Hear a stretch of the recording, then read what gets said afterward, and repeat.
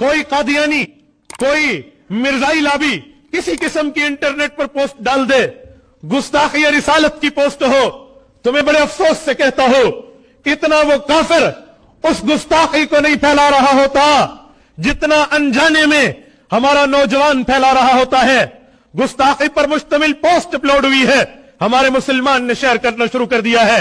हाँ देखिए, इन काफिरों ने यह गुस्ताखी की, हाँ आगे भेज दीजिए, इन बेईमानों ने यह गुस्ताखी की। मुसलमानों क्या कर रहे हो? खुदा की कसम उलमा से पूछिए, रसूलुल्लाह सल्लल्लाहु अलैहि वसल्लम के दौर में गुस्ताखान रसूल मौजूद थे, वो गुस्ताखी करते, सहाबा की तलवारें उनको जवाब दिया करती थी। लेकिन हदीस की किताबें खंगाल लीजिए, गुस्ताखों की गुस्ताखी के अल्फाज हमें नहीं मिलते। सहाबा कराम ने ला तज़किर वतन सस्मा, न उनका जिक्र किया है, न उस इबारत को पढ़ा है, न उन लफ्जों को पढ़ा है, उसको आगे शेयर नहीं किया, आगे बयान नहीं किया, आगे मुंतकिल नहीं किया। गुस्ताखी के लफ्ज दबाए हैं, अज़मत पैगंबर को आम किया है, गुस्ताखी के अल्फाज दफन कर दिए हैं, रसूलुल्लाह की इज्जत, हुजूर की नामूस, हुजूर की हुर्मत पर पहरा दिया है। पर आज हम अनजाने में काफिर की साजिश का शिकार हैं। उसने अपनी आईडीज पर इतने फॉलोवर्स नहीं रखे, उन्होंने अपनी आईडीज पर इतने फ्रेंड्स नहीं रखे जितने मुसलमानों के हैं, पर हम अनजाने में उसको शेयर करके उनके आलाकार बने हुए हैं। नारे तकबीर। जज़ाकुमुल्लाह।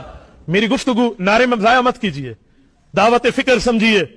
आप आज बैठे हैं, आज़म करके उठे, गुस्ताखी देखेंगे तो डिलीट करेंगे, शेयर नहीं करेंगे। अल्लाह के बंदो, आप चाहते हो उसके खिलाफ एक्शन हो, जाओ थाने में, हमारे पास कानून मौजूद है, आप जाएं, कानूनी कार्रवाई कीजिए, थाने में उसके खिलाफ एफआईआर दर्ज करा लीजिए। लेकिन शेयर करके उसकी गुस्ताखी को अपने लिए आखिरत में ईंधन क्यों बना रहे हो?